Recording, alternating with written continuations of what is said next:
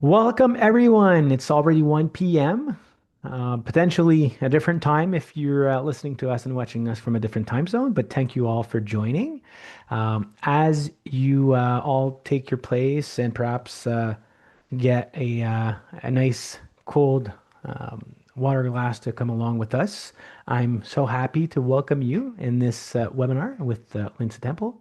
Of course, before we jump into the thick of it, we'll do a bit of housekeeping items to make sure we're all set. As pretty much everyone is probably familiar with Zoom, you will be able to ask your questions through the Q&A section as we go. We will cover those questions rather towards the end of the webinar to make sure we have plenty of time to go deeper into every single questions. But of course, the goal at the end is to make sure that you leave with useful and thoughtful reflections and ideas so you can have a better understanding and also perhaps think about how you can apply those elements in your context. So, thank you very much for joining. The event is recorded and will be shared after the presentation to ensure that you can be with us and not have to focus too much on note taking along the way. As we close in on a lot of participants joining in, we're pretty much um, 2 past 1, so we'll get into more of the context of this presentation, and hopefully we'll see even more people joining in. First and foremost, the goal of today's webinar is more of a roundtable fireside chat between myself and Lindsay Temple. Lindsay is interim CEO at HRPA. Some of you, if not all of you, may know her from different publication or seen her online in different events. So Lindsay is the interim CEO of HRPA, but she's also founder and chief consultant at Temple Leadership Consulting as an executive coach with more than 20 years experience in HR, whether it's leadership, org strategy. She specializes in leadership development and workplace culture. I think it just zeroed in on the conversation today is going to be very helpful to have her really provide some of her insights. With also her years spent on the HRP board of director, she's really recognized as a people-oriented and collaborative approach person. So we're really hoping to provide you today with an extensive amount of knowledge from her, and I'll do my best to ensure we can extract that information along the way. So just to all give us in context, we'll jump into more of how we jump into safeguarding and elevating the HR profession in an AI-driven era, and how we, as folks, HR software company, went into this thought process, which led us to really contact Lindsay and HR and the HRPA team to try to get a broader perspective into that question. So thank you for joining us, Lindsay, today. Thanks for having me. So a bit of context. As we know right now, uh, we're hearing AI left and right, but in a broader spectrum, HR isn't new to new tech coming in or shift in paradigms. But right now, we feel like there's a difference in the pace. It's as if things are really accelerating. So right now, the question is less about, well, will tech, especially AI, reach HR and really change or influence it? Is it more? It's more about how fast and when it's going to happen. I think for a lot of us in the HR space, I think we're seeing the momentum, like leadership is pushing, there's a sense of urgency, but also it feels like sometimes if you're not necessarily jumping into it right away, are you missing something? Is it just like this flavor of the month, or is it really something we got to watch for? So, across all functions throughout organizations, we're seeing HR as well, but across all functions, we're really seeing AI being a disruptor and processes.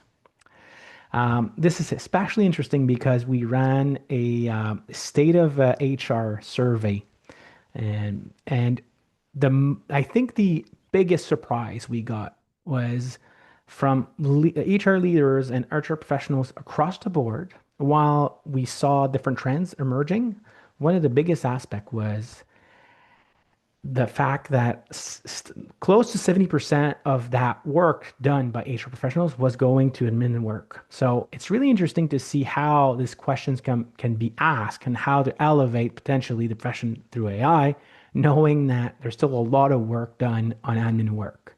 So think of it this way.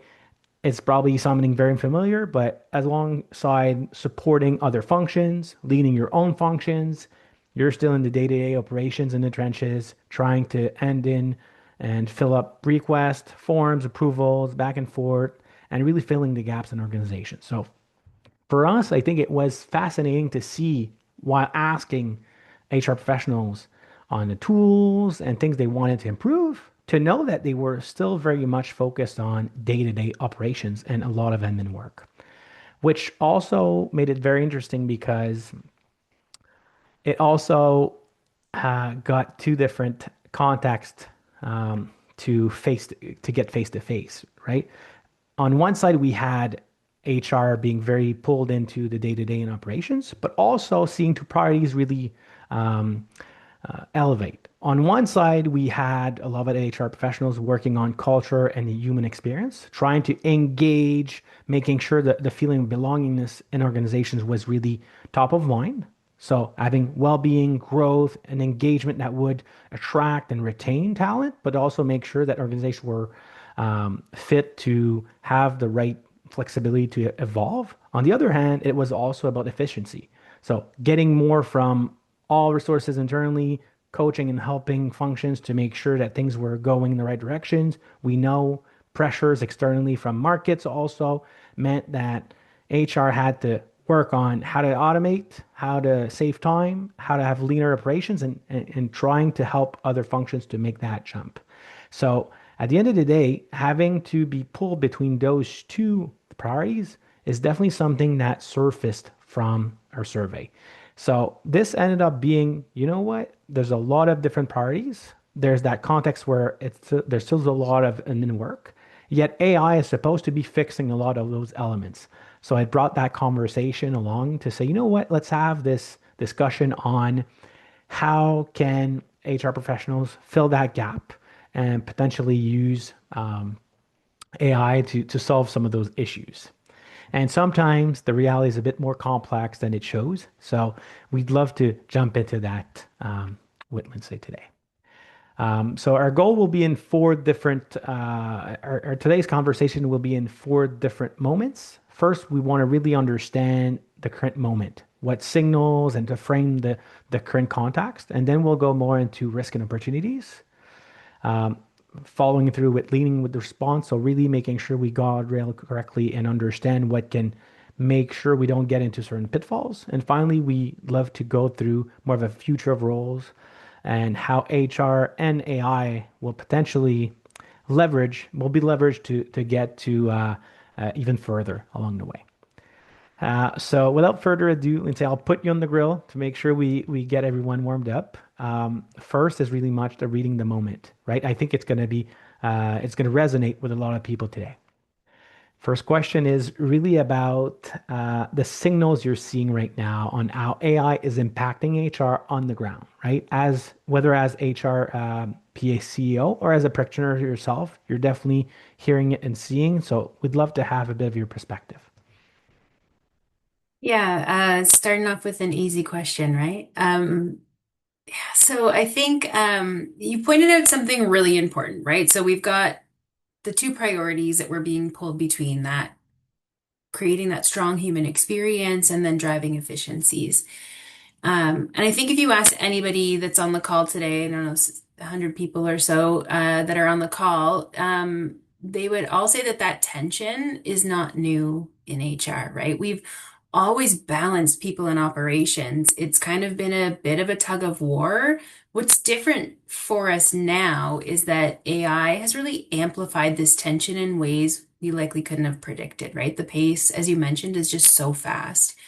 So what feels so different is I think AI isn't just another tool sitting in our peripheral, right? It's reshaping how work is happening across the organizations, including our own work, which is not something that we generally see, right? So HR is experiencing this change in multiple ways at once. We're helping employees and leaders navigate the uncertainty of change.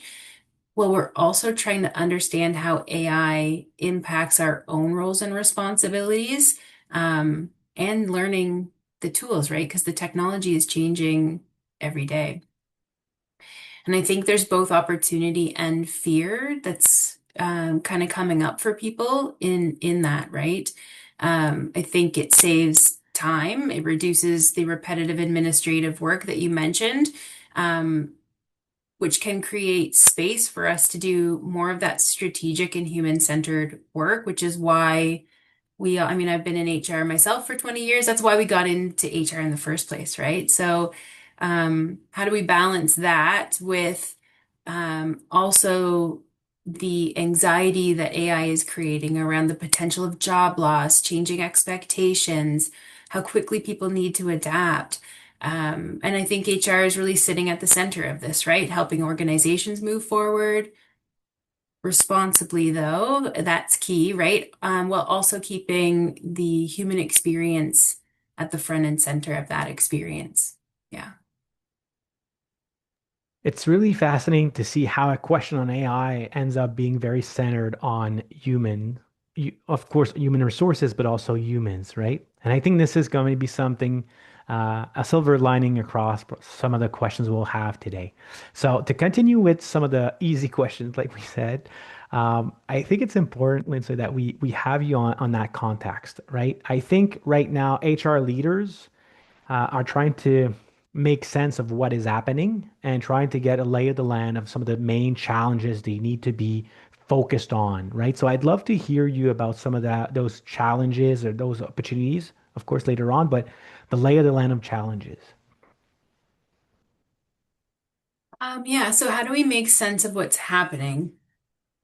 The biggest thing I think for us in HR or leaders in general is we need to pause and focus on the fundamentals. So AI has created this huge sense of urgency, and I know I'm feeling that too. But sometimes when I feel like I'm reacting to change versus being proactive around it, it's going to sound really silly, Jimmy, but I like to remind myself of a little phrase, the sky is not falling, Chicken Little.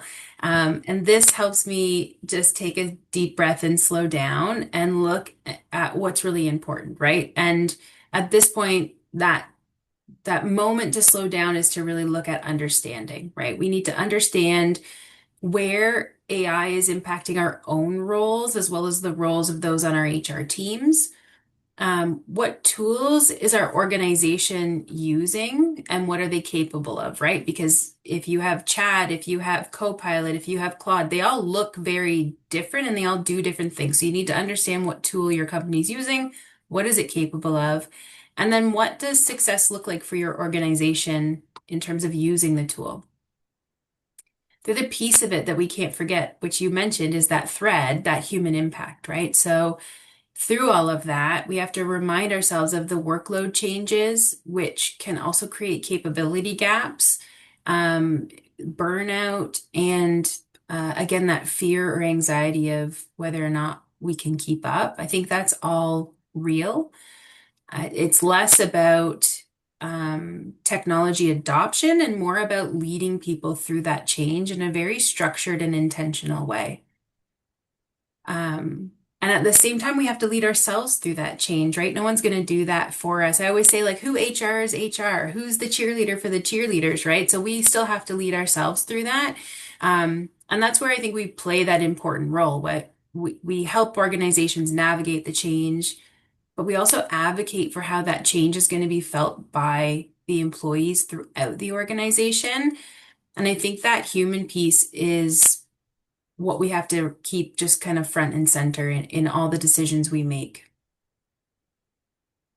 Yeah, I think in doing that, that lay of the land, that mapping that you just did, Lindsay, I think it's bringing up a lot of some of the risks, but also opportunities. I think this is going to be very interesting in how it's going to resonate with some of the people today. And a great intro into really digging into the risk and opportunities. I think right now, we're seeing leadership or executive really focusing and or ironing out, I want that technology. I really want to make this turn, this jump. So like we said in the early intro, it's not about if, it's about when. But like you mentioned, there are other things that come into play into in making that turn. And one, I think first and foremost, it's about understanding the risk that we should really be paying attention to and understanding where things could go wrong if the approach to AI or technology in general isn't approached thoughtfully. Hmm. Yeah, and I think the biggest risk isn't AI itself, it's what you just pointed out, right? So if the decision maker is saying, we have to have the tools because everyone else has the tools, so here's chat or here's Copilot. That's not the risk. The risk is how we use it, how we integrate it, and how we train our people on the tools, right? So the real challenge is understanding how disruptive it could be to our processes, our current workflow systems, but also that human connection at work. And I know I keep coming back to that, but HRPA. So we saw some of that loss of connection during COVID too, right? When we moved to remote work. And now, if you think about how AI can automate a lot of our interactions, wow, that seems scary, right? To add that extra layer of potential loss of human connection. Um, that being said, I think there are a number of risks. So I'll point out a few that I think really stand out for me, just from an HR perspective. The first one is bias. So I think if you look at recruitment or performance management as a example, if you overuse AI, it can unintentionally reinforce bias or potentially filter out strong candidates based on the patterns in the data. So we really have to be careful about that. Again, losing that human touch. So if we think about recruitment, then we move into onboarding. You could potentially have an employee who goes through their very first day of work never interacting with a human because we can actually automate that entire onboarding process. Um, but day one really starts that impact of your culture, your feeling around an organization. I know I've started at a company, I'm sure you have before too, Jimmy, where the onboarding is terrible and you'll never forget that, right? So if you think about removing the human connection from day one, what does that do to the longevity of that and that person's feelings towards your organization? Um, which I think leads into over automation, right? So if we over automate things, it can also create trust erosion. So we need to make sure employees are understanding how our decisions are being made and that there's still human involvement in those important moments. Otherwise, that trust can break down really quickly. And we know in HR how hard it is to build that trust in the first place. Um, and then speaking of trust, I think data and privacy is a risk as well. So what governance are we putting in place and how are we ensuring the accuracy? So who's going to build those guidelines, right? It's likely HR. So do we have clear guidelines in place? Do employees understand what the approved tools are that they can use, what information can be shared, what can be put into the tools, and what's the risk of doing that? And then also, are we still ensuring that we're encouraging our employees to have critical thinking skills? Because we know AI can hallucinate. So we need to make sure that what's going in and what's coming out is accurate and good information. And then finally, I know we've touched on this a little bit, but another risk is fear, right? Employees worrying about becoming obsolete, what's going to change in their job, and can I keep up with how quickly things are changing? So at the end of the day, I think AI should support or augment our work, but it can't replace our human thinking and it can't replace our empathy. Yeah, I think this is a good highlight of some of the risks. You mentioned really the trust erosion and how this is a significant risk. Maybe for the benefit of the audience, what are some of the potential sign or things that could be seen underground where maybe from your practice you've seen where we can identify potentially signs of erosion or maybe examples so that way others can be sensible to that.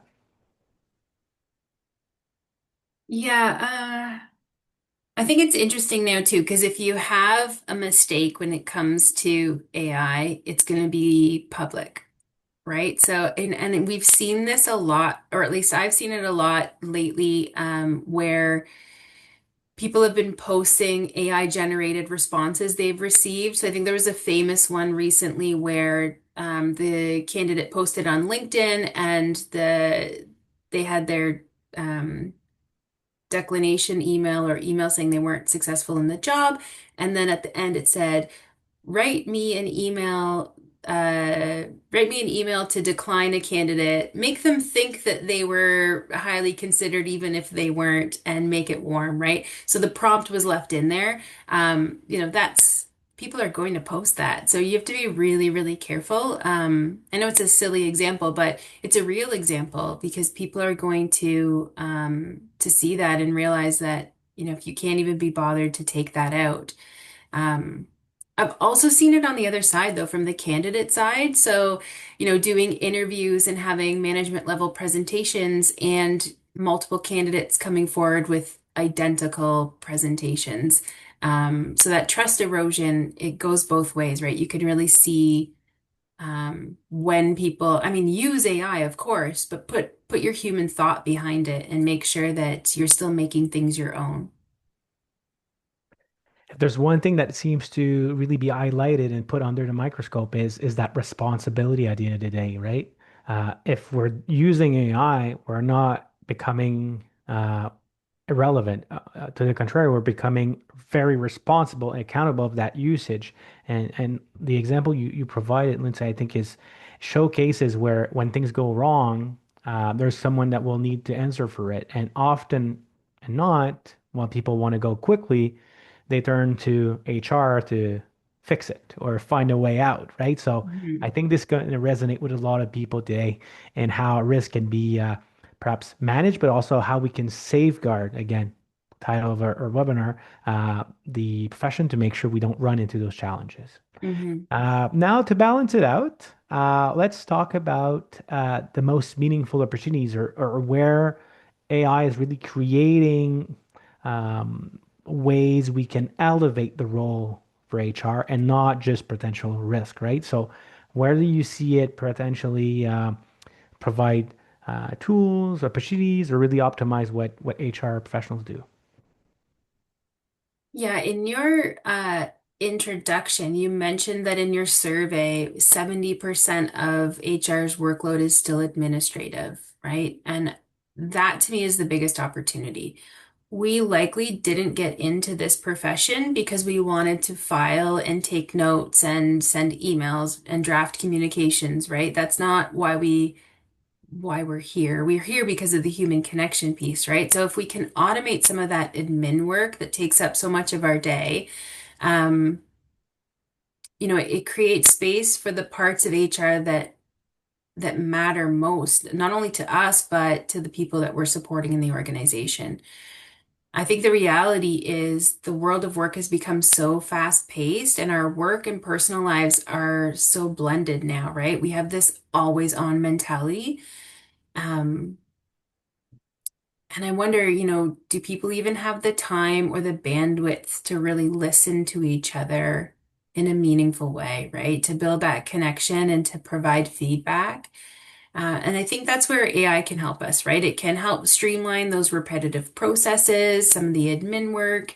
It gives us more capacity to focus on the human side of HR, whether that's coaching, improving employee experience, building culture, or just creating connection. Um, the other big opportunity is data and insight. We're going to have access to more information in ways that we just haven't had before.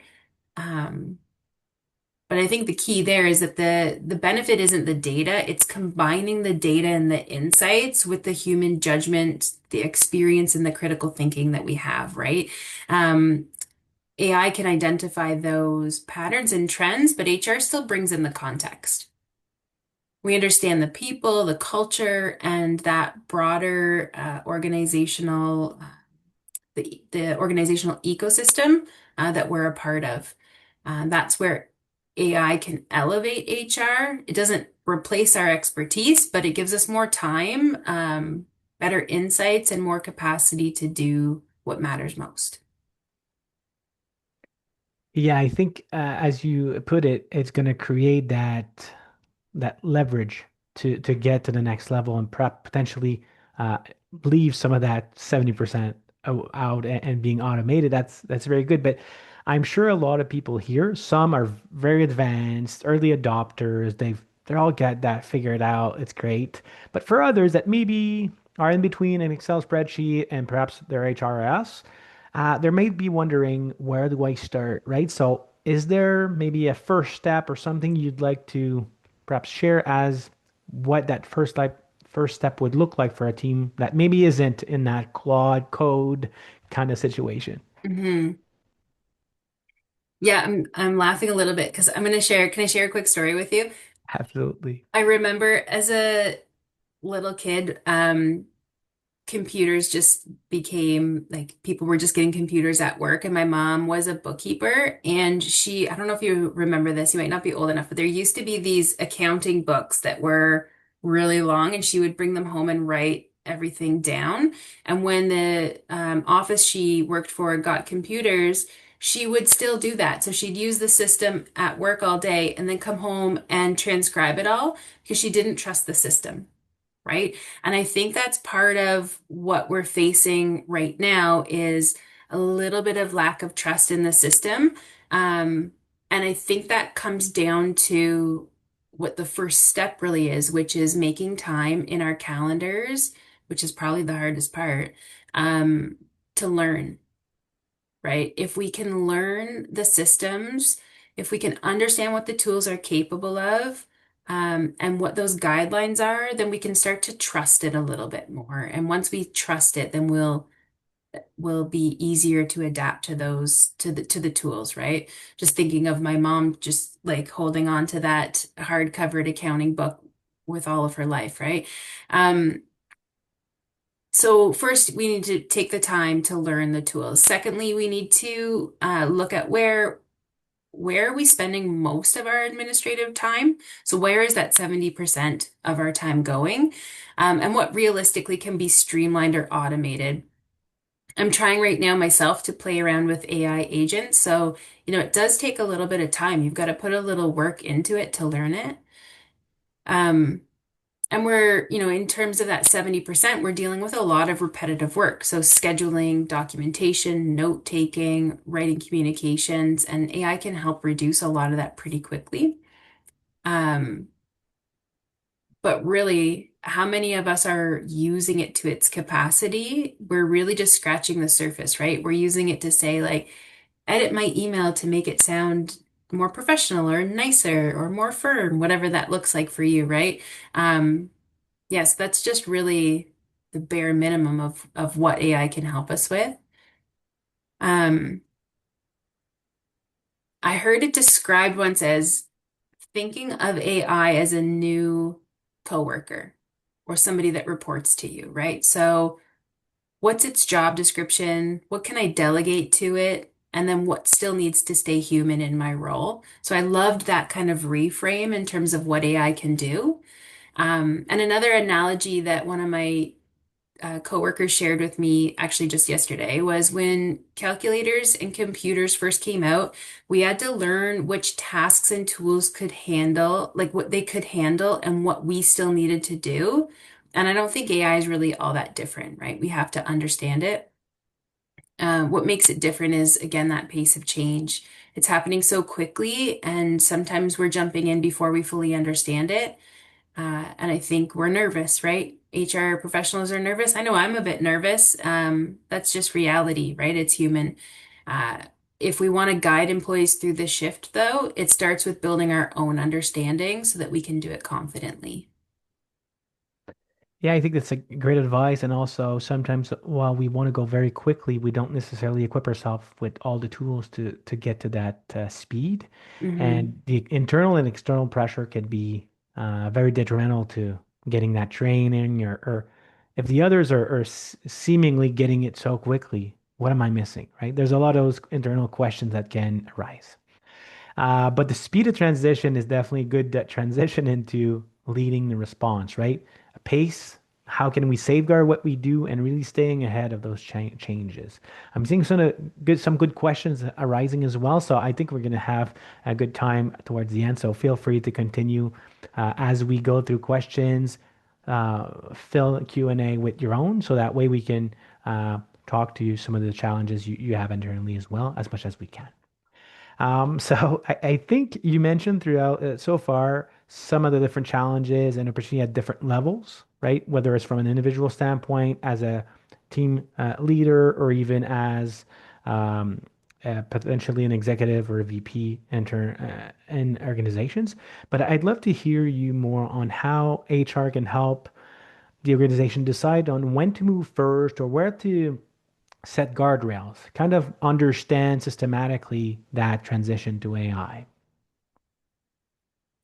Yeah, for HR, our role is balancing, as you mentioned, like moving so quickly, right? So we have to balance that speed with the responsibility during the transition.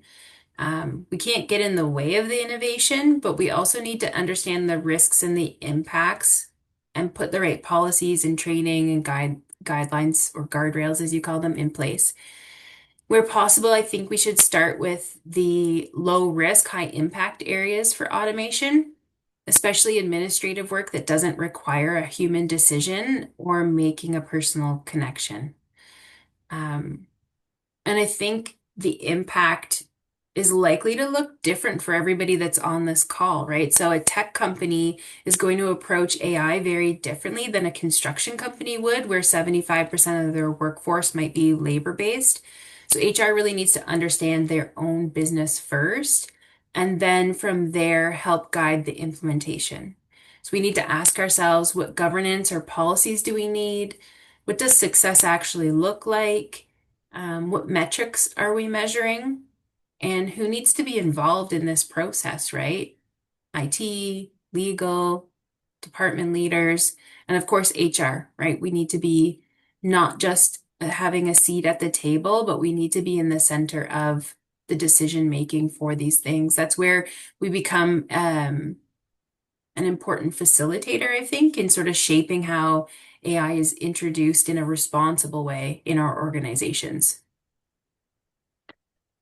I think that's interesting as and more often than not, we're seeing in organizations, other functions are catching on AI quickly, but then looping in HR later as it becomes or it's growing, right? So it's as if maybe we should think this through and see the impacts, right?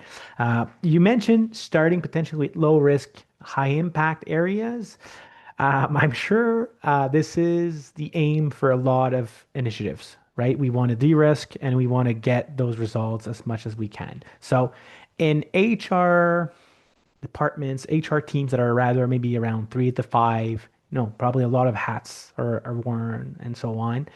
How do you see what would be a concrete example of how they could kind of begin this, right? And set those elements in place?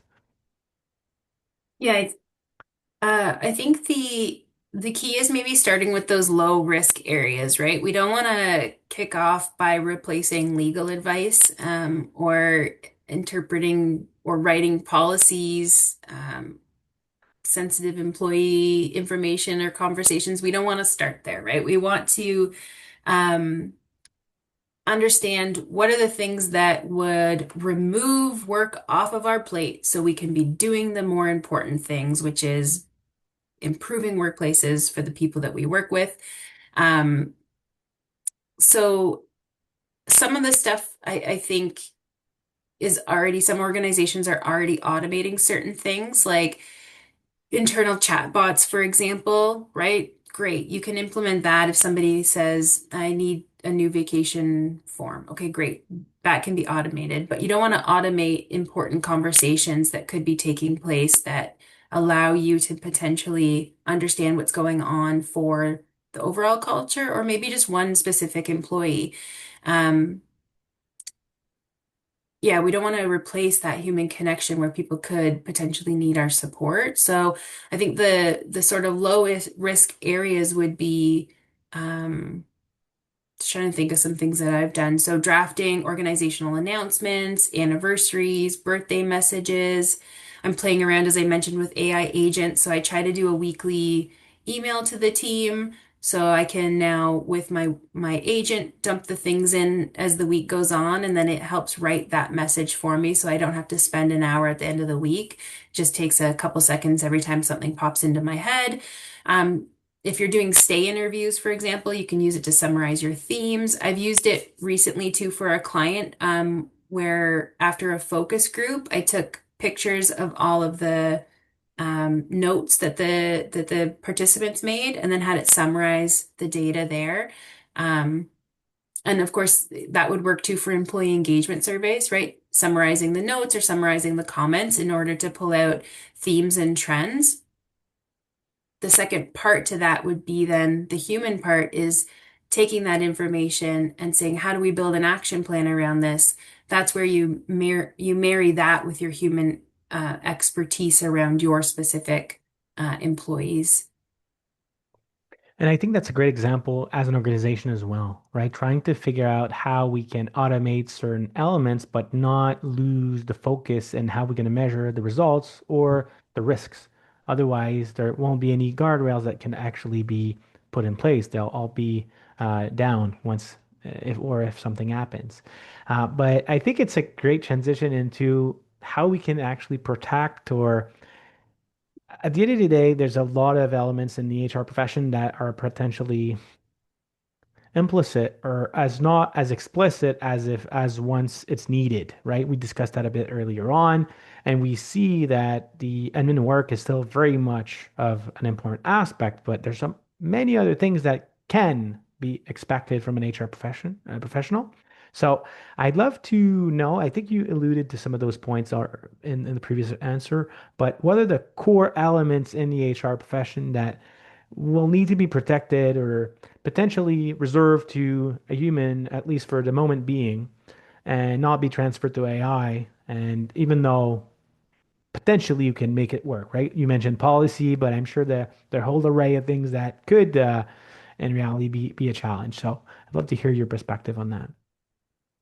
Yeah, I mean, obviously protecting people's data is critical, right? So if there's information we would normally treat as confidential or password protect or, store in a secure place, we need to be really thoughtful about what we're entering into our AI tools and how the data is being used. So I think data is an important part of that. Um, and then those sort of deep human parts of HR. So when we think about that, empathy, judgment, trust, accountability, even complex problem solving, we need a human element to those things. AI can certainly support that decision making, but it can't replace the responsibility, as you mentioned, that we carry in the moments that impact someone's career or their well-being or even their sense of belonging in our organization. At the end of the day, the goal of HR shouldn't be to remove the human element. It's got to be to protect or elevate that human element. Uh, and Yeah, I think, oh, sorry. now I think it's going to probably resonate with a lot of people on sometimes the hopes and dreams of having AI, right, compared to what can it really be used for. So Yeah. Could I share a quick example absolutely, with you? absolutely. Yeah. So, when we think about human connection, like, can we automate some of the personal connection? And I think the answer is yes, kind of. So I'll give you an example from years ago, before AI existed. I worked for an organization where my responsibility, I had a team of 5 people. We were responsible for 3,500 employees. And you certainly cannot remember everything about 3,500 employees, right? And I was in the lunchroom the one day grabbing a coffee, and one of the gentlemen said, "Hey, in June, my daughter is trying out for the Royal Conservatory of Music for piano." So I went back to my desk, opened up Outlook. I went to the day after he mentioned and put it in my calendar as a little reminder to say, like, don't forget, Clark's daughter is in this piano thing. So I reached out to him on that day and said, "How did your daughter make out?" Um, and I knew I would never remember that date on my own, but the tool helped me get there. And I only remember that story now because years later, he reached out to me to say, that moment restored my faith in our HR department. And it takes no time at all for us to do that. So if we can find those little pieces where we can automate some of that human connection through AI, it's much more powerful than, Lindsay entering a date into Outlook. But And it ties into the trust erosion we discussed, right, Lindsay? And how certain action, when done in the right time and the right way, can really increase and improve the overall engagement or destroy it, right? This example would have been completely different should you've shared the wrong date, the wrong event with the same person, right? So mhm. it's really interesting how we can leverage simple tools to make a huge difference. But where do we start with that? How can HR professionals stay ahead and really get those ideas? This is a great example of what a little story that can inspire people to make a difference in others people's life. But how can we get those tools, framework, or ideas to stay ahead and really, whether from AI or others, involve that into our day-to-day work? Yeah, I mean, it comes back down to building that AI literacy that we were talking about earlier, right? Like understanding the baseline. So we need to understand how the tools work, how they impact ourselves and the people in our workplaces, and how we actually want to use them within our organizations. It's not enough for us to sit back and wait for the direction from the organization, from IT, from finance, whoever, to tell us how we're going to use these tools, right? We need to be driving the solutions, not reacting to them, right? Otherwise, it will kind of feel like that sky is falling, Chicken Little moment, right? Like we have to be driving some of this change, and it means working with the other departments in order to do that, right? So, when we talked earlier about balancing those two pieces, right? Now we really need to say they're two sides of the same coin, right? We have to work together to make sure that when we're adopting this new technology in our organization, that it's thoughtful and that it feels intentional and responsible. Um, and while doing so, we have to still also strengthen the human connection, the critical thinking, the communication, the empathy, those core skills that are still important for our organizations to thrive that AI cannot replace. And arguably, they're becoming more important as we rely more and more on AI. Um, And a key part of learning that hasn't changed for us is learning alongside other people. So we need spaces as HR professionals where other HR professionals are in order to learn from each other, to ask questions in a safe space, and to share ideas and solutions. For us at HRPA, for example, we have online communities and mentoring opportunities where members can connect and share strategies. Even at our events, same thing, like we have a lot of opportunity for connection and communication in those spaces. And they become more important because there's that collaboration and the safe space for the human learning. At the end of the day, we have to, I guess, stay curious, keep experimenting, and keep evolving, learning, unlearning, and relearning. Absolutely, and more often than not, we're left alone with our own chatbot to learn some of that stuff. But at the end of the day, it's hard to compare and contrast the context if you're alone in front of your keyboard. others are going through the same kind of challenges, and perhaps you could learn from there. So I think Hmm. this is a powerful advice. As we transition into the future of role, I think this is setting the stage on how we can perceive HR roles in an AI augmented space.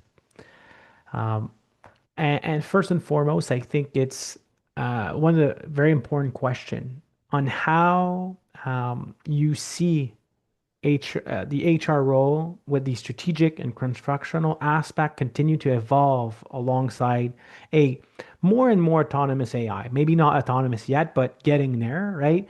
We've seen certain trends in the recent years. The HR business partner was huge in that transition of a more strategic and cross-functional role. Um, I'd love to know if you have an idea of maybe what it's going to be next as far as the maybe emerging HR role. Yeah, and to your point, like we've seen such an evolution, right? From administrator, I think it was personnel management or something like that way back in the day. So from administrator to business partner, and I think the next step is really designer, right? And I'm maybe making that up, but um, we're moving towards a role where we're designing organizational systems, the workforce experience and frameworks, and we're putting all of this together with technology. It used to be enough for us to understand just at a high level what industry we're in, but now we need a much um, we need both a broad understanding, but also a deep understanding of how our organizations actually operate and how decisions are impacting the overall ecosystem of our business.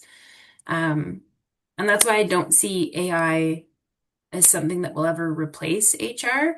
I think it's actually augmenting and elevating our role. It's raising the bar for how we operate and where we as HR professionals are bringing value to our organizations. AI can automate our tasks and provide insights, but it can't take a pulse of the company. It can't recognize culture or when an employee seems off. One of our team members in our HR department does this really well. She comes into the office and she has such a good understanding of each individual. She can just feel if somebody's off, and she's immediately able to help course correct and pull someone into an office and say, something feels off. Do you want to talk about something? Can I help in a certain way? Like those are things that can't be automated. So we really need to bridge that gap, I think, between the data-driven insights and the human context. Um, it's only going to be more and more important for us as AI evolves. Yeah, I think connecting the dots and ensuring that HR as a systematic view of how things are going are is going to really shift that role into more of a designer. Seeing elements as a network and not necessarily as different function will definitely be key. It's going to be interesting to see how it evolves, and I think perhaps to make it more concrete, next question will help, I think, for some of our audience here, get a good grasp of how to get there. I'd love to hear your perspective on how we can differentiate high-performing HR leaders from the rest, right? What makes either an HR leader or an HR professional at different level stand out from others? And if you have concrete examples like the one you just provided, I think it will help render a more concrete picture. Yeah, I think the leaders who stand out are going to be the ones who can, again, balance the technology with the human connection. So we're going to have access to more data, but it doesn't tell the whole story. Um, I always think about one organization that I worked at where our engagement survey was the results were fabulous. We had an 11% increase in engagement year over year. But one theme that kept showing up was that employees didn't feel comfortable in the office. Um, so the data was telling us something was wrong, but it didn't tell us what it was, right? So we sat down and held focus groups with the employees. I'm sure you guys have all done these, like start, stop, continue exercises to really dive into like what was the issue about people feeling uncomfortable in the office and how can we fix it? Um, And the answer was something I would have never been able to come up with on my own, which was people wanted a couch and a TV and a foosball in the lunchroom. Um, I would have never come up with those things on my own. So being able to take the data, um, and then have that moment with individuals and really keep diving deeper into what the actual issue was, um, it just completely changed the way people felt about coming into the office. And that experience always stayed with me because the data identifies the issue, but the conversation gave us the answer. It gave us the way forward. Um, and that's what great HR leaders do, right? We use technology and insight, but we stay deeply connected to the people, to the overall culture, but also what's happening underneath. And my example earlier from Kat being able to just pick up on the difference in someone's personality, like you can't replicate that. Um, yeah, so I think that adaptability, and the ability to use the technology but not forget about that human element is really important. And I think it goes back to your HR designer example you provided, that how the role can change, because as a designer, you would go along a situation like that, you have data points, and you start to ask yourself, what is the powerful question we need to ask ourselves? Why are they Mhm. not feeling comfortable, or why? And in the end of the day, it's because it's impersonal, right? The space perhaps wasn't it wasn't feeling as their own. So depending on the type of sector or industry, it could mean making it one thing or another thing, but it showcases that it's not just about that increase. It's really us understanding how we can leverage the information we're getting. I think this is great advice for people around trying to figure out how to make a difference. Now, this is probably one of the most important question, because we're having this conversation, we're feeling super positive, and everything is easy and so on. But actually, whether you're new to HR or perhaps you've been in HR for a very long time and seen all the different changes, AI can be, or technology in general can be difficult to adapt to.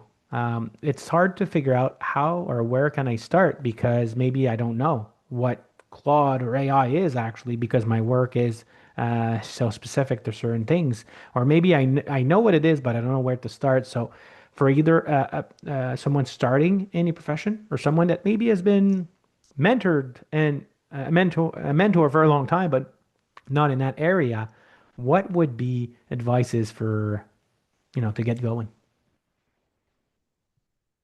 Yeah, I think the first thing I would say is it's okay to feel overwhelmed if you feel overwhelmed, right? Like, I think a lot of people are feeling that way, whether you're new in HR or you've been in HR for 20 plus years, like myself.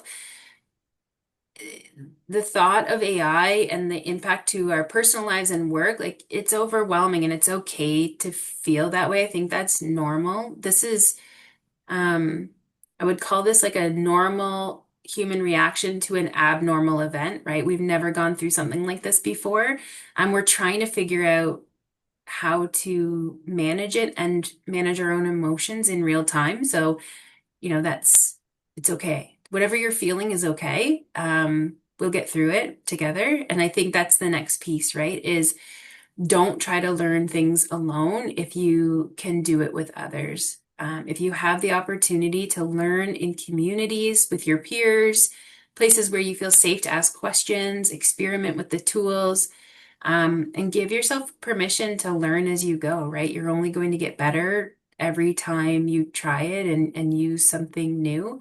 Um, it's how we learned how to ride a bike, and it's how we're going to learn how to use AI, right? We just have to keep trying and getting back on and making the mistakes and learning from those things.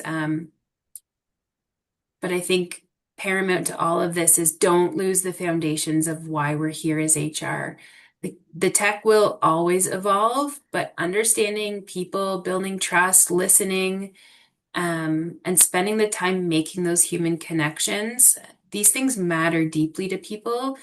And they're going to be more and more important as AI progresses.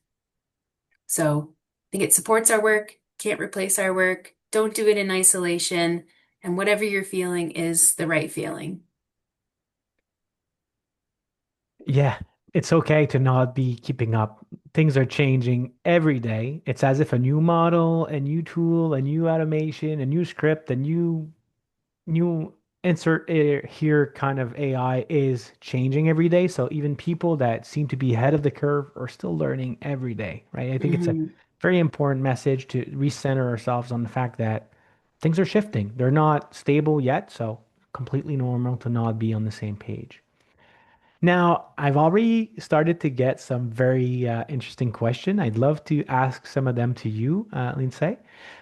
First, the balance. We talked about data earlier on and how this was both a risk, but also perhaps an opportunity because we can manage that data and make information out of it. So the question is, how do you balance the need of confidentiality of data and sharing with AI to help with managing the admin work? Trying to find that balance, understanding what we can perhaps use AI for or not. So, what would be perhaps your measuring stick to work with confidential data? Yeah, hopefully I understand the question right. But what I would do first of all is understand what tool your organization has, and do you have the enterprise level tool, and what confidentiality parameters are put in place by your organization. So is that information held within your own enterprise? Is it shared within your own enterprise? You need to understand the risks of what's input so that other people can't be like the tool's not learning from what you're putting in. If you're putting in people's health information or birthdays or, you have to be really careful about that. I think that's a very good starting point. At the end of the day, it's also managing the risk, right? So there's regulation, laws in place, and also the risk for your organization. Even though, like you mentioned, Lisa, maybe your account has certain settings in place, it doesn't mean that, things can happen. And this is also how you safeguard other things in your organization, whether it's paperwork or other things. You always have to ask yourself, the benefit of this, will it outweigh the risks? And if so, as an organization, how do we want to safeguard those elements, right? So I think it's important, like you mentioned, to really document yourself as far as what are the settings in place, but also as an organization, if we follow rules and regulation, what exactly we want to extend to, right? Because risks at the end of the day will impact if everything from efficiency, but also maybe the organization itself. So we don't Mhm. necessarily want to trade that for spending 5 less minutes going through a few things. Speaking of one big topic, this I think will be very interesting to hear to hear your take on. How do companies ensure AI video interviews are fair for candidates across different age groups, especially when some may not be comfortable with the technology and there's less human interactions early on, right? So I think that's a very interesting question. Yeah, it's a great question. And I think this is where we were talking earlier about bias in the process. And, you know, I, as an organization, if you're implementing video interviews, I think that you really have to have a clear AOTA policy in place and options for people, right? Um, I saw this a lot when I worked in construction and waste as well, where it was mandatory for candidates to upload a resume into the tool. Well, most of the candidates applying for those roles didn't have resumes. And if they did, it was on a piece of paper. It was a fax or a photocopy. So similarly here, what are the other options for people? We have to be able to ensure that we're creating options for everybody to feel safe through the process. Absolutely, especially when as the person asked, if AI is doing the interview, it means that there's certain elements that may not be picked on the same way, such as if that person is actually able to navigate the interview correctly or understand maybe that it's an AI providing those questions. And this is important disclosure to ensure that they understand what they're going through. But whether it's people with less a bit less savvy in technology standpoint, but also is it relevant to the roles that they will have, right? If we're asking specific skills that are not relevant for the day-to-day operations or the responsibilities that they have to achieve, in that case, we're maybe not setting them for success, right? So, and at the end of the day, they're going to represent how you treated them. So if they're not selected, at the end of the day, they've still have an interaction with your organization. So you may not want that as an organization. Up to you to decide on impact and risk, I guess. I think too, like there's a risk there that you would have AI talking to AI. I was speaking to a CHRO a couple weeks ago, and she was mentioning that they interviewed a candidate who did exceptionally well through the whole interview process. And when they started, they actually didn't know any of the information they'd even answered in the interview, and they found out that they had used AI in the interview. So, you might even have an AI tool talking to an AI tool, and then where does that leave us? Yeah. And at the end of the day, who's responsible for that, right? And who's going to be impacted? I think if those are the elements, if there's one thing I'd love for our audience to leave with is, and we're open for a few more questions if some people have them. I think it's making sure that we focused on the risks, but also the opportunities in light of also what we want to do as an organization, not just because it's available, right? So, let's say maybe a few pointers, or you mentioned mentorship, you mentioned communities. I think this is a great start, like in question 10, on where to start. So, anything else you'd want our audience to leave with today? Another place like that I like to get information, I had one here, but so I do read a lot of publications that talk about AI and where the change is happening, but also podcasts. If you can get a hold of a couple really good podcasts, and listen to them when you're commuting or whatever that looks like for you, going to the gym, it keeps it because you mentioned earlier how fast it's changing, right? So if you can listen to something like a podcast that's up to date, it keeps you at least a little bit fresher in terms of even some of the terminology because it's changing so quickly, right? Absolutely. I think that's a great advice, whether it's at your online, figure out blogs or follow something that is interesting to you and keep up and find, stay open-minded and find things that are interesting to you and use cases that can benefit you. I think that's a great advice. Thanks very much for being here today, Lindsay, and showcasing some of the struggles, opportunities, but also sharing personal stories to inspire the audience. It was great having you, and I want to thank everyone that also spent an hour with us learning more about some of the challenges of AI. Thanks so much, Jimmy. Thank you. Have a great one. You too. Thank you, everyone.